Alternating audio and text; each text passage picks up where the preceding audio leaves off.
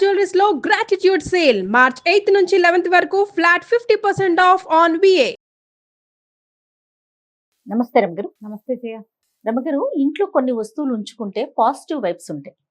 వాటిని చూడగానే సంతోషంగా అనిపిస్తుంది, ఆనందంగా. వీటి వల్ల మంచి జరుగుతుందని కొంతమంది కూడా చెప్తుంటారు. ఇది పెట్టుకోండి మీ ఇంట్లో, అసలుకి లక్ష్మీదేవి తాండవిస్తుంది, లక్ష్మీ కటాక్షం అలానే ఉంటుంది, ఆవిడ ఇల్లు వదిలి ఎక్కడికి వెళ్ళదు. ఇలా నానా రకాలు వింటూ ఉంటాం. లక్ష్మీదేవి ఉండటం ఏమో కానీ మనసుకు మాత్రం ప్రశాంతత అనిపిస్తుంది. అలాంటి వస్తువులు ఏంటి? మీరేమన్నా పెట్టుకుంటారా?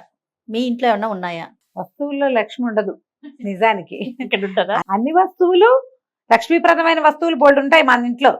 లక్ష్మీదేవి ఉండటానికి ఒక దశా విశేషం అనేది ఒకటి ఉంటుంది ఇక్కడ. అది ఉంటే వస్తువులు ఉన్నా లేకపోయినా వచ్చేస్తుంది. లక్ష్మి వస్తే ఆటోమేటిక్ గా వస్తువులు వస్తాయి. అంతేగా? అంతే కదా. పూర్వం నుంచి జయ కొన్ని లక్ష్మీప్రదాలుగా కొన్ని వస్తువులు చెప్పబడ్డాయి. రోలు, రోకలి. రోళ్ళు లేవు, రోకలు లేవు మనకి. ఇన్ని రోళ్ళకి వచ్చేసాము. పచ్చడి బండలు కూడా లేవు చాలా ఇళ్లలో. మా ఇంట్లో ఉంది. జల్లెడ, చేట. జల్లిడా, చేట. చేట అంటే మనం చెరిగేది. ఓకే. చేట ఒడ్లు బియ్యం చెరుక్కునేది. బియ్యం అంతా కొలుచుకునే కుంచాలు. ఈ మధ్య లక్ష్మీ కుంచం, కుబేర కుంచం అని పెడుతున్నారు కదా.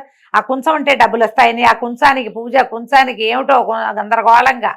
ఆ కుంచం మీద కొన్ని వందల వీడియోలు ఉన్నాయి, కొన్ని వేల ప్రశ్నలు ఉన్నాయి. నన్ను కుబేర కుంచం ఎలా పెట్టుకోవాలి అంటే నాకే తెలియదు. కుబేర కుంచం అంటే ఏమిటో. మీకే కనిపిస్తాయి కదా రమ్మ గారు అలాంటి వీడియోలు. అంటే నన్ను అడుగుతారు కదా, మరి అమ్మ కుబేర, వాళ్ళకి తెలుసు, వాళ్ళు చాలా వీడియోలు చూసారు, ఒక్కొక్కళ్ళు అక్కయ్యలు చూస్తారని నన్ను అడుగుతారు కుబేర కొంచెం పెట్టుకునే విధానం చెప్పండి అంటే. నేను చెప్పినట్టుగా చేసుకోవాలి, మేము రామారావు గారి మాట వింటాం అని చెప్పాలని ఉంటుంది ప్రేమాత్సయంతో.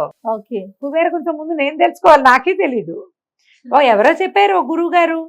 గవ్వలు లక్ష్మీప్రదాలు. శంఖాలు, గవ్వలు, లక్ష్మీ గవ్వలు.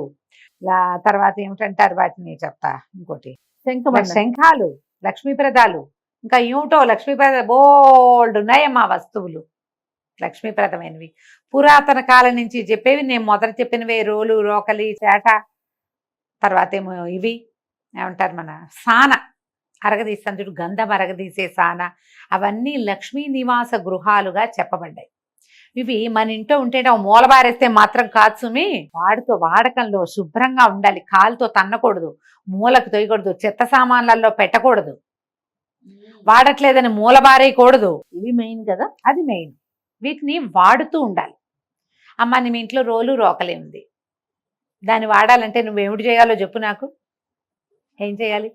ఏదో చేయాలా, దంచాలి, కొట్టాలి. అంటే నువ్వు పనిమంతురాలి. అప్పుడు అంతే. పనిమంతు ఉద్యోగినం పురుష సింహము పైతి లక్ష్మి అన్నారు. ఎవడు పని చేస్తాడో వాడికి లక్ష్మి వస్తుంది.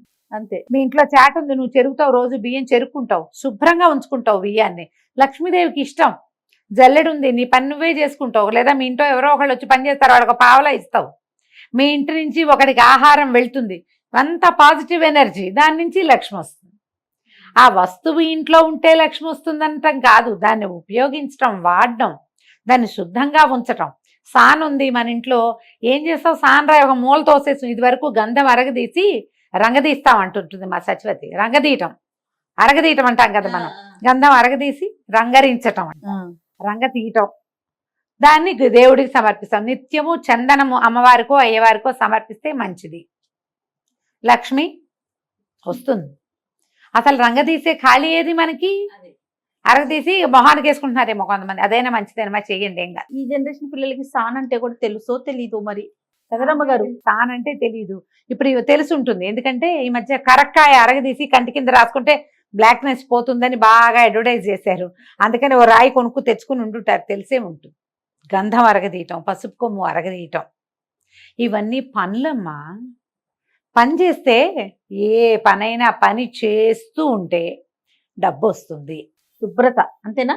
ఒళ్ళొంచటం, శ్రద్ధ, పోచుకోలు రాయిలాగా కూర్చుని ఉండటం, పడుకుని ఉండటం, పని పాట లేకుండా ఉండటం కాకుండా పని చేస్తూ ఉంటే డబ్బు వస్తుంది. నిత్యము పని చేసే శీలం కలిగిన వాళ్ళ క్యారెక్టర్ శైలం అండి. పని చేసే క్యారెక్టర్ వాడు అన్ని రకాల పనులు చేస్తాడు. అంతే కదా. పని చేసేవాడికి డబ్బులు వస్తాయి. పాయింట్ కదా. 100%. దీన్ని పాటించండి. వస్తువులతోటి భ్రమ పడకండి, ఉంచుకోండి కొన్ని మంచి వస్తువులు. దీంట్లో ఉట్టి పాలు పెట్టుకునేవి, ఇప్పుడు ఉట్టి ఎందుకు పెట్టుకోవాలి మనం? ఇది వరకటి కాలం అంటే అల్మర్లు లేవు, మనకి ఫ్రిడ్జ్లు లేవు, డ్రావర్లు లేవు, ఏమంటారు మన మాడ్యులర్ కిచెన్స్ లేవు, లేవు. పాలు పెరుగు పిల్లితో తోసేయకుండా వేళ్లాడేసుకునేవాళ్ళు. ఉట్టి లక్ష్మీప్రదం తెచ్చి ఎక్కడ పెడతావు? ఆ ఉట్టి వేళ్లాడేయడానికి ఇది వరకు చెక్కలు ఈ వాసాలతో చేసిన ఇళ్ళుంటే వాటికి ఒక హుక్కి వేసుకునేవాళ్ళం. మన స్లాబులు ఇప్పుడు దేనికి వేస్తాం? ఉట్టి పూల కుండీలే. వాకిళ్లలో పూల కుండీలు వేళ్లాడేస్తున్నాం. ఉట్టి వేళ్లాడేసి అందులో పాలు పెరుగు కుండలతోటి పెట్టుకునే రోజులు కావు కదా. కాదు గారు. కాబట్టి ఇప్పుడు పూర్వకాలపు విధానాలు ఇప్పుడు పాటిస్తామని అనగలమా మనం? అనలేము. ఈ లక్ష్మీప్రదమైన విషయాల్లో ఇంకా కొన్ని ఉన్నాయి. ఏంటది? వాకిలి గుమ్మానికి పసుపు రాయటం. గుమ్మానికి ఎల్లో కలర్ వేయించి డిజైన్ వేయించుకున్నాం అనుకో, పసుపు దేనికి రాస్తాం? వాకిట్లో ముగ్గు లక్ష్మీప్రదం. శుభ్రంగా ఉండటం, వాకిలికి ఒక మండిగాని శుభ్రంగా ఉంచడం, వాకిలి గుమ్మాలు బాగా ఉంచుకోవటం, సంధ్య ముగ్గు సాయంకాలమే ముగ్గేయటం.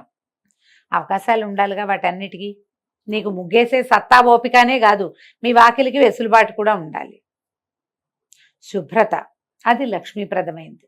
పాత వస్తువులు ఎప్పటెప్పటెప్పటెప్పటెప్పటిపో నూనె క్యాన్లు, డబ్బాలు, అట్టపెట్టెలు, పాత బట్టలు, పాత పుస్తకాలు, చిరిగిపోయిన అట్టపెట్టెలు, యూజ్ అండ్ త్రో ప్లాస్టిక్ డబ్బాలు, పాల కవర్లు, వీటిని బయట పారేయండి. క్లీన్గా ఉంచండి ఇల్లు. నూనె క్యాన్లు లాంటివి ఉంచుకోవద్దు, వాటన్నిటిని బొద్దింకలు చేరుతాయి. అవునా? మరి వాటిని కొన్నిటి తీసేసేయండి. ఇంట్లో లక్ష్మీప్రదంగా చక్కగా ఉండాలంటే ఎప్పుడు వంటిల్లు శుభ్రంగా ఉంచుకోవటం, వాకిళ్ళు శుభ్రంగా ఉంచడం, ఆలు గుడ్డలు ఆ గుడ్డలు ఈ గుడ్డలు అన్నీ ఎంతసేపు ఆరేసి బట్టలు వేళ్లాడుతూ తలుపుల మీద బట్టలు వేయటాలు, మంచాల మీద ఆరే తుడుచుకున్న తువ్వాళ్ళు పడేస్తాం హడావిడిలో. తర్వాత తీసేసుకోవాలి. పడేయకుండా ఎవరుంటారు? ఎవరో అంత జాగ్రత్తగా ఉండేవాళ్ళు. ఆ చేతిలో వస్తువు పక్కన వేస్తాం కదా, తీసేసేయండి. పాత వస్తువులు ఉంచద్దు. పురాతనమైనవి. ఇప్పుడు పాత వస్తువులు అంటే అన్నీ ఎలా తీసేస్తామంటారు. నాయనమ్మ జ్ఞాపకం, అమ్మ జ్ఞాపకం, ఓ చెంబు, ఓ తపేలా, ఓ గిన్నె, ఓ డబ్బా, నాయనమ్మ చిన్నప్పుడు తాగిన ఆపకూర, చెంబు, గ్లాసు, వీటిని లోపల పెట్టకుండా వాడకంలో ఉంచుకోగలరేమో ట్రై చేయండి. వాడకంలో ఉంచుతాం. ఇంకోటి కల్వం ఐడియా ఉందా నీకు? దాన్ని ఇంగ్లీష్లో చదువుకుని దాని పేరు రావట్లేదు నాకు. రాయితోటే ఇట్లా ఇలా ఉంటుంది, మనం నూరుకునేందుకు ఆయుర్వేదం మందులు ఇట్లా ఇలా చేస్తుంటారు. సో కల్వం అంటారు దాని పేరు. అవి కూడా లక్ష్మీప్రదాలే, రాతివి. కావాలంటే ఉంచుకోవచ్చు. వాటిని కూడా వాడాలిగా. అందుకని మనకు కూడా లక్ష్మీ స్థానాలు, నొసలు, కంఠము, మణికట్టు, ఇవన్నీ లక్ష్మీ స్థానాలు. అందుకని వీటిని ఇక్కడ ఆభరణాలతోటి ఉంచుకుంటాం. ఇక్కడ బొట్టు పెట్టుకుంటారు, లక్ష్మీ స్థానం ఉంటారు. నుదుట్లో బొట్టు పెట్టుకుంటాము. నొసలు ఇది లక్ష్మీ స్థానం. అందుకని నెత్తి కొట్టుకోవటాలు అవి చేయకూడదు అంటారు. నెత్తి మీద చేయి పెట్టుకుని కూర్చోకూడదు, కొన్ని పనులు చేయకూడదు అంటారు కదా. పిల్లలకి చెప్తాం, ఇళ్ళల్లో ఎక్కడ పడితే ఎక్కడ తలకాయ దూకోవటం, ఆ దువ్విని జుట్టుని తీసి బయటపడేయకుండా అలాగే వదిలేయటం. వెంట్రుకలు ఉంటే ఇప్పుడు మనందరికీ హెయిర్ ఫాల్, ఇల్లంతా జుట్టు కనపడుతూ ఉంటుంది. కనిపించినప్పుడు తీసేయండి. ఒకసారి ఊడ్చినా తుడిచినా కూడా నేలకు అంటుకుని ఉంటుంది. కనపడ్డప్పుడు ఎత్తి బయట పడేసుకుంటూ ఉండాలి. చెత్త బుట్టని కూడా లక్ష్మీ స్థానంగా చెప్తారు. చీపురు ఏమిటో నాకు ఆశ్చర్యంగా ఉంటుంది, ఏమిటి ఎందుకు దీన్ని కూడా చెప్తారు అని. అదే కదా మన ఇంటిని శుభ్రంగా ఉంచేది. అవును కదా. అందుకని అలాగని దాన్ని పూజ చేస్తామా? కాదు, దాన్ని ప్రాపర్ గా పెట్టుకోవాలి. ఇప్పుడు వీటన్నిటికీ కూడా పూజించమని, వీటి పసుపు రాసి బొట్టేయటమని కాదు, ప్రాపర్ గా వాడండి, ప్రాపర్ ప్లేస్ లో ఉంచండి. వాటిని తన్ని తగిలి చేయకూడదు. చీపుళ్ళకు కూడా కాళ్ళు తగిలించకూడదు. అవును, పోగెత్తుకునే చేట. పోగెత్తుకునే చేట అంటే పోగెత్తుకునే చేటలు ఇప్పుడు వచ్చినాయి. అంతకుముందు పోగులు ఎలా ఎత్తేవాళ్ళు ఏమో నాకు కూడా తెలియజేయా, నాకు తెలీదు. పేపర్లు ఎత్తుకునేవారంటారా? అప్పుడు పేపర్ల కంటే ముందు ఏముండేవో తెలీదు నాకు కూడా. తెలిసిన కాడి నుంచి చేటను చూస్తున్నారా? చూస్తున్నా. దీనికంటే చాలా ముఖ్యంగా మా ఇంట్లో చెరిగే చేటలు ఒకటో రెండో, ఒకదాని మీద మజ్జిగ కవ్వం ఒకటి, చల్లకవ్వం, అది ఉంచుకోవాలి. చల్లకవ్వం కూడా లక్ష్మీ స్థానంగానే చెప్తారు. చల్లకవ్వం ఇనపది, స్టీల్ది, ప్లాస్టిక్ది కాకుండా చెక్క కవ్వం ఉంచుకోండి, అవి మంచిదంటారు. పప్పు గుర్తుంటుంది చాలా మంది ఇళ్లలో, అది కూడా లక్ష్మీ స్థానంగానే చెప్తారు. కుంపటి, అది కూడా లక్ష్మీ స్థానమే. మన ఆహారానికి అదే ఆలంబన కాబట్టి. ఇప్పుడు కుంపట్లు ఎవరికి కావాలి? స్టవ్లు తుడిచి ముగ్గేసే వాళ్ళు కనపడరా జయ? కొంచెం ముగ్గేస్తారు కదా, ఆ అబ్బాయి ఎవరిదో ఒక వీడియోలు చూశాను నేను మొన్నటి దాకా. ఏమిటి సంక్రాంతికి ప్రతిరోజు ఓ ముగ్గేసాడు కుర్రాడు. చూపించారు నాకు కూడా. వాకిలి ఉడిచి వాడే చక్కగా ముగ్గేసి, ఏదో పేరు కూడా ఉంది, పేరు బ్రెయిన్ లో నుంచి వెళ్ళిపోయింది. ముగ్గులు కుర్రవాడే ఆ అబ్బాయి పేరు. అవును. స్టవ్ కి ఇట్లా హారతిస్తూ కూడా కనపడుతుంటాడు ఆ అబ్బాయి ప్రతిరోజు. అంటే మరి వీడియో కోసం చేశారు. ఎవరు హారతి ఇస్తారమ్మా? నేనైతే చేయనమ్మా, నిజంగా చేయను. మేము ఎప్పుడు చేసేవాళ్ళని తెలుసా జయ? ఇప్పుడు ఆ విషయం చెప్పాలి. పెళ్ళిళ్ళప్పుడు గాడిపోయి తవ్విచ్చేవాళ్ళు జయ. పెళ్లికి 3 రోజులు 2 రోజుల ముందు వంట వాళ్ళు వచ్చేవాళ్ళు. గాడి తవ్వి మొదట నిప్పు వెలిగించినప్పుడు దిగుదుడిచి కొబ్బరికాయ కొట్టి హారతి ఇచ్చేవాళ్ళు. ఏంటంటే పెళ్లి వంట చెడకుండా ఉండాలి, పెళ్లి సజావుగా సక్రమంగా అవ్వాలని. అప్పుడు తప్ప పొయ్యికి హారతి ఇవ్వటం, హారతి కర్పూరం దిగదొడటం నేనైతే చూడలేదమ్మా. మాది పురాతన వంటిల్లే, నేను కూడా పురాతనమే. వట్టిపోయి పొయ్యి అలికేవాళ్ళు, పొయ్యేసి అలికినప్పుడు ముగ్గేసేవాళ్ళు. రోజు ఆ పొయ్యి అలికేవాళ్ళు. నాకు బాగా చిన్నతనంలో 8-10 ఏళ్ల లోపే. తర్వాత క్రమంగా మేము స్టవ్లోకి దిగాం. ఏదైనా పిండి వంటలప్పుడే పొయ్యి పెట్టుకునేవాళ్ళు. పెద్దగా ఈ అలుకుళ్ళు ముగ్గులు వేయటాలు అవి నా దగ్గర తగ్గిపోయిన. ఊళ్ళో మాత్రం నేను చూసేదాన్ని పొయ్యి అలుకునే వాళ్ళందరూ నాకు తెలుసు. మా ఇంట్లో తగ్గింది, కానీ మేము గ్యాస్ స్టవ్, తర్వాత మా గోబర్ గ్యాస్ ఒకటి చేయించాడు అన్నయ్య. గోబర్ గ్యాస్ చాలా ఏళ్ళు ఉంది మాకు.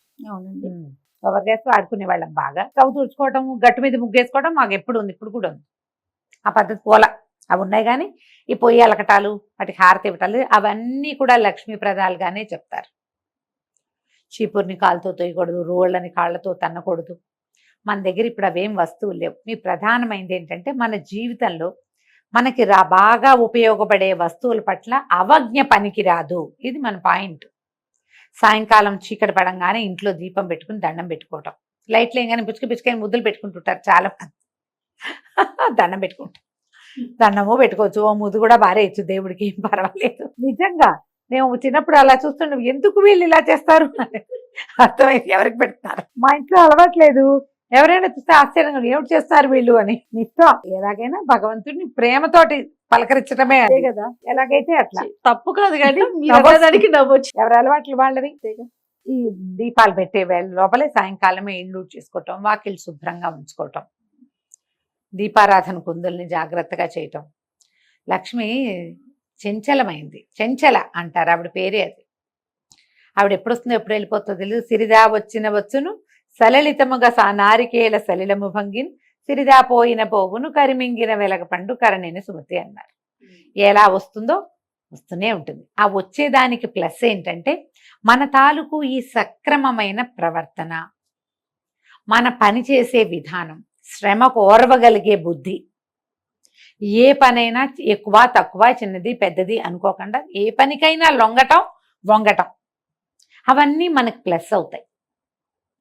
ఈ గుణాన్ని పెంచుకోండి. సిరంటే ఒట్టి డబ్బే కాదమ్మా, సంతోషం, ఆరోగ్యం, మరి అన్యోన్యత ఇంట్లో, ఇవన్నీ కూడా పనిచేసే వాళ్ళకి ఎక్కువ సమస్యలు ఉండవు. పనిమంతులుగా ఉంటారు. ఒకళ్ళు పని చేస్తారు, ఆటోమేటిక్గా మిగిలిన పిల్ల జల్ల వెనకాల ఉన్న పిల్ల మేక అన్ని నేర్చుకుంటాయి. అవే పద్ధతులు. చక్కగా ఒళ్ళొంచి పని చేసుకుంటారు, బిజీగా ఉంటారు. కొట్లాటలకు సమయం ఏది? ఆస్కారం లేదు కదా. ఎక్కడ గొడవలు ఉండవో లక్ష్మీదేవి అక్కడ ఉంటుంది. యాక్చువల్గా లక్ష్మీదేవి ఎక్కడుంటే గొడవలు అక్కడ వస్తూ ఉంటాయి. డబ్బులు ఉన్న చోటే కొట్లాటలు ఉంటాయి కదా. ఏ డబ్బు ఎక్కువ లేకపోతే అన్యోన్యత బాగానే ఉంటుంది.